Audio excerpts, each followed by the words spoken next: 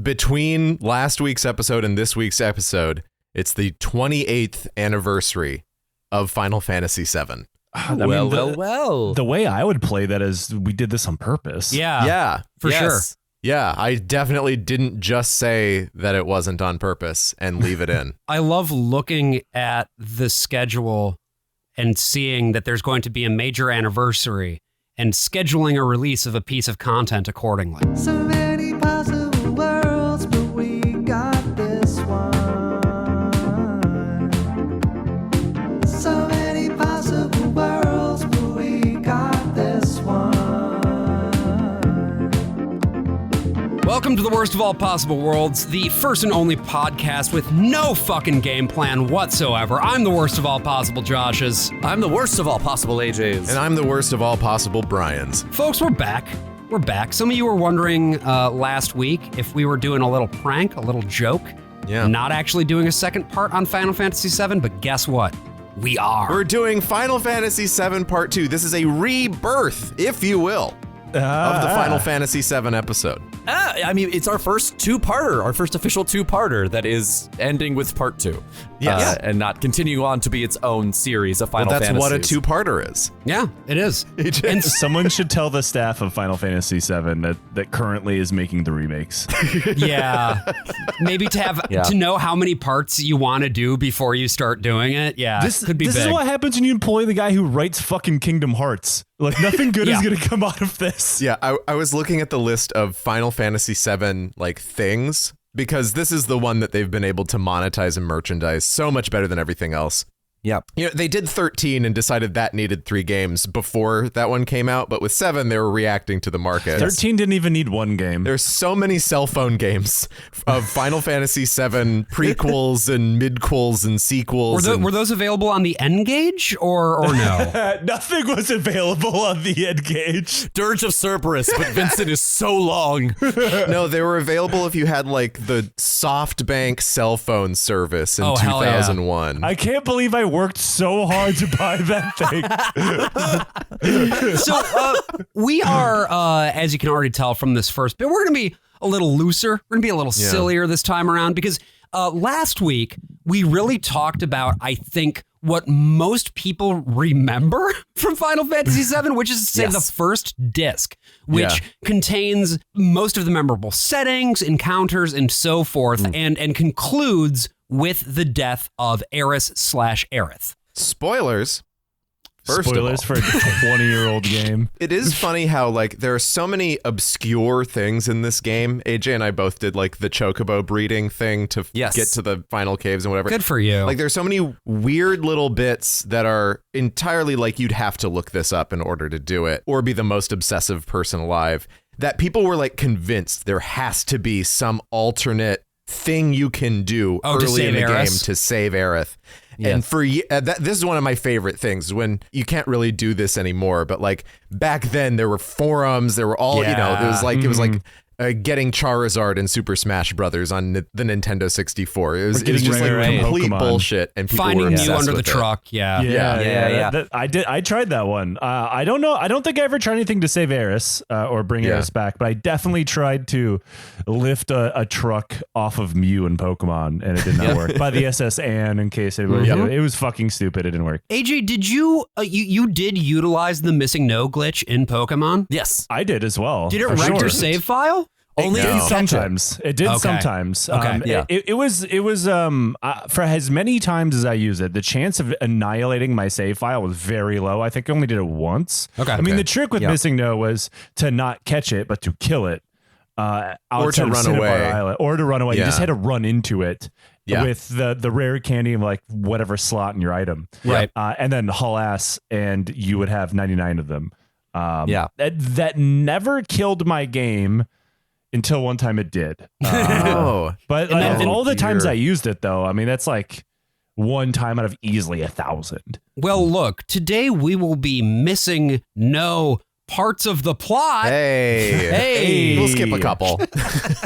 Because, it's really just going to be big plot beats that exist, but it's also going to be an opportunity to talk about the fun stuff that we didn't really get a chance to talk about in the first part of our episode. Because I think when it comes to role-playing games in general, so much of the fun of it is the way that you discover stuff along the way, in the way that those discoveries kind of plant a flag in your memory. And I guess the thing I want to ask about first is this one's for Joe. Like, are there any of those memories that you have from when you were a kid where you like got somewhere in this game and you were like, whoa? I had the opposite of that actually happen to me, where I was supposed to go somewhere and no matter what I tried, I could not do it. Sure. I was a kid. The internet like walkthrough thing, those may have existed. I'm not entirely sure, but I didn't have a computer yet. Yeah. And obviously smartphones didn't exist. So the only way you played the game was by playing it. Mm-hmm. And I was a bit of a dumbass. There's a part where you have to go underwater with a submarine to find a key. Right. Yeah. And it gives you really no hints on where to find it. And, 11, 12-year-old me, however old I was, could not find this fucking thing. Right. I just sailed back and forth. I found like so many things under the water to include that secret downed plane. Yep. It's a really bad thing to accidentally run into when you're not ready for it because you die fucking immediately. Sure. Yeah, it's got and to be you haven't saved in God knows how long. Yeah, no. And then I finally couldn't figure it out. And I went to the mall, the Summit Place Mall, which no longer exists in Michigan. I think Tim Allen wore a sweater from that mall on an episode of Home Improvement. Yeah, famous mall sweaters for all the mall alumni. Westfield, what up? I love wearing a sweater from my favorite mall that just says mall. But this is back when they sold those Prima strategy guides, I think they were. But they were like $15, and I didn't have that because I didn't have a job or any money. And also I was poor, so I stole it. Nice. Okay. I was going to say the fact that you didn't have a computer. I was like, you didn't just steal a computer from one of your classmates. You wouldn't steal a Prima strategy guide. Because I stole from the EB games all the time. I'm learning so much about you. Though. I mean, it was their fault they hadn't figured out how to not put the games in the cases yet.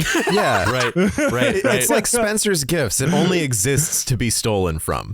Yeah. It's a victimless crime. Spencer's a masochist. He's just like, oh, don't steal from me. Don't do it. I'm just going to leave it out here. But, don't steal I got the strategy guide, went home, and I finally figured out what the fuck I was supposed to do. And it had been like 4 or 5 months at this point before I finally was like, I'm either going to steal the strategy guide, figure out how to beat this fucking game, or I'm going to go to juvie trying to figure it out.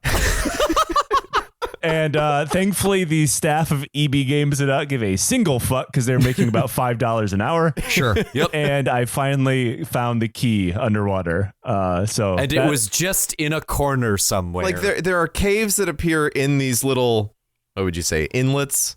Yeah. And there's like 2 of them. So there's no reason that you should know about them. No. And that's fine because one just leads to a secret that gets you stuff for Vincent. And then the other one leads to a very important plot item that leads you to a cutscene that tells you didn't have to come here, but you had to do it because the game is programmed that way. God damn it. I remember. I'm remembering now what made me even angrier is after you find the key, you realize it's all a dead end. Yeah. Yes. I'm like, this took the better part of a year. We'll get back to talking about some of that level design stuff in a little bit, but I think I wanted to start us off here by talking a bit about some of the stuff that we didn't cover in part 1 that is on sort of, well, I guess it's not on disc 1, or it can be on disc 1 if you want it to be. Yes, and it was for me, yeah. The characters of Yuffie and Vincent, because these are 2 characters that people like quite a bit. Especially Vincent. People love Vincent.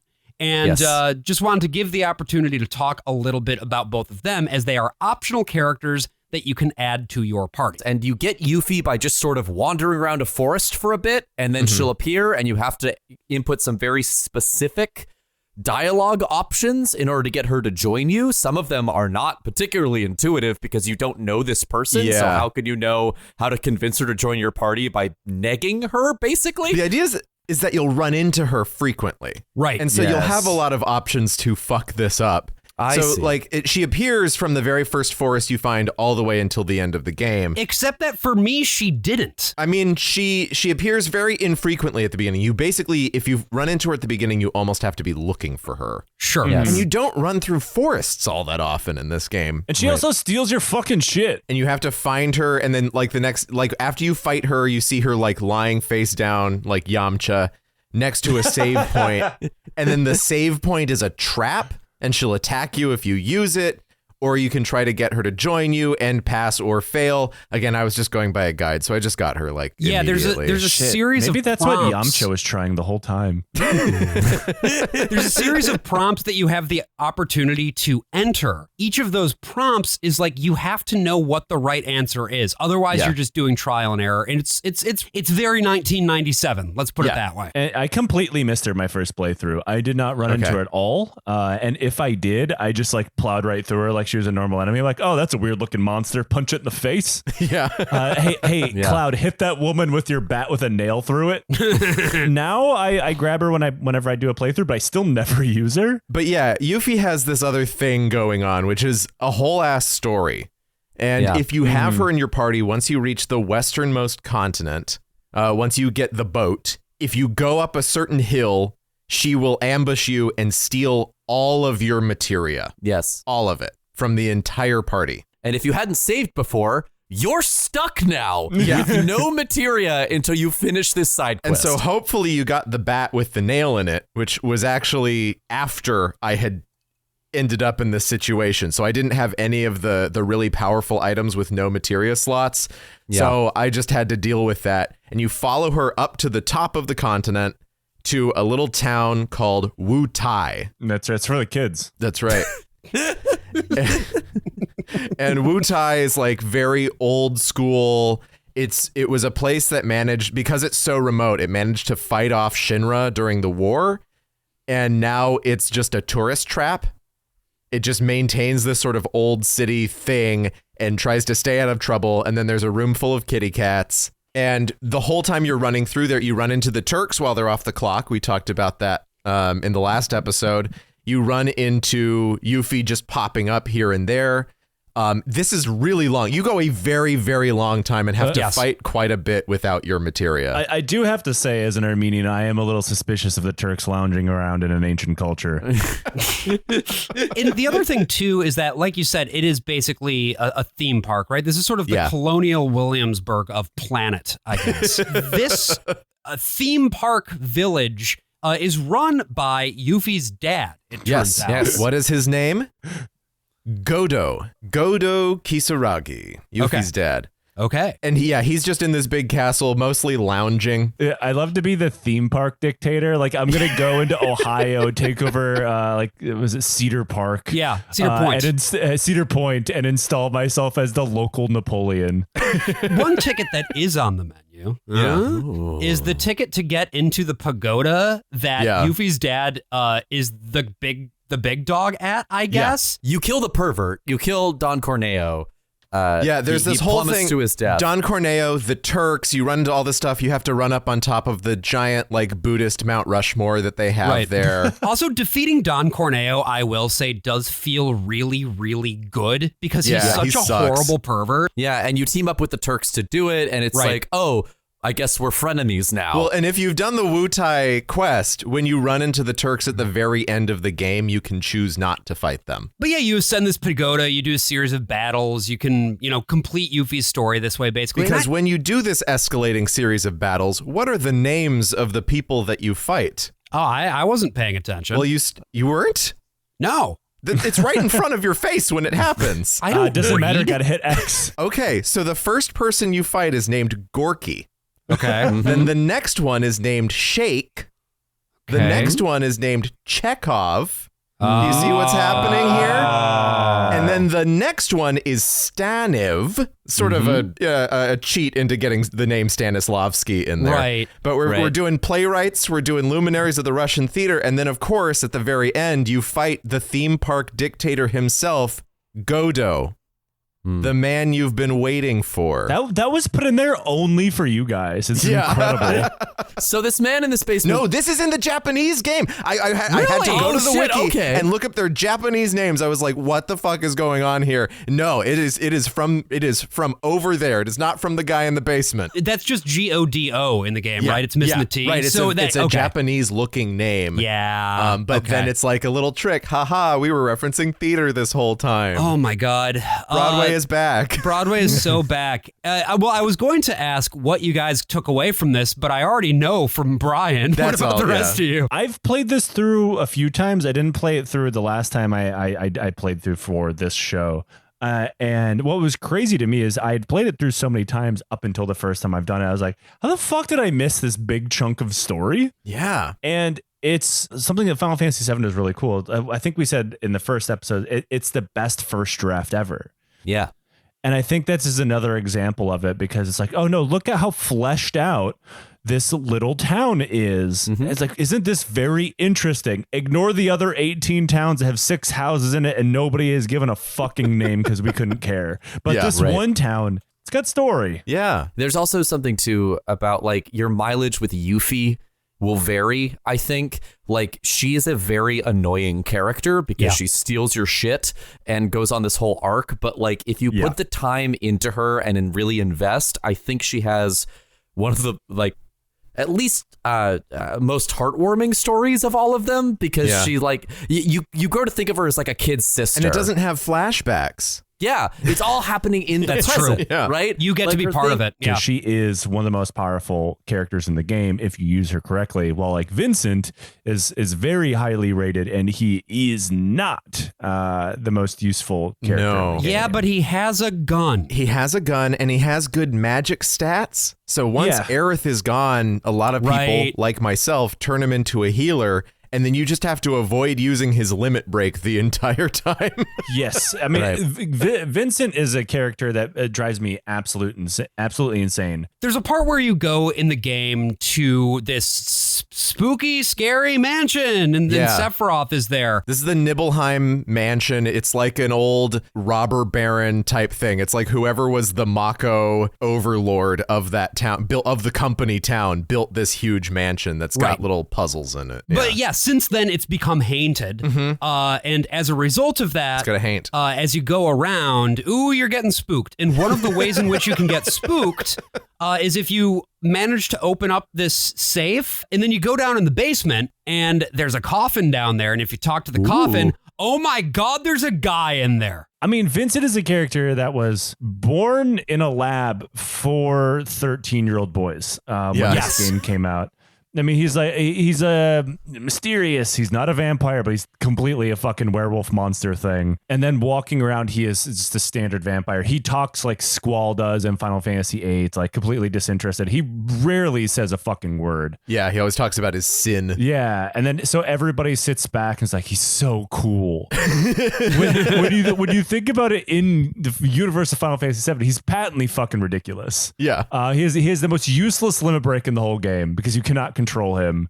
And if you were like me and you get him a little bit early because you're still a sucker and you love the same characters you did when you were 12, and you use him on the wall boss fight, he heals him because you can't control him, and he only uses fire magic, which heals the fucking boss. So what exactly happens when you hit his limit break? Because I did not really play as him at all. He transforms into a monster and it controls itself. Yeah. Okay. So all of his moveset and his materia become unavailable to you. He doesn't use those spells anymore, and he just completely becomes autonomous. Oh, so he stays that way for the remainder of the battle? He stays that way until the battle is over, yeah. It's more akin to how summons work in later Final Fantasies. Like he has like a time bar on him. Limit breaks also take away your ability to use the normal attack. Once your limit bar is full, you can do anything else except for your normal attack because then the limit break has replaced that on the menu.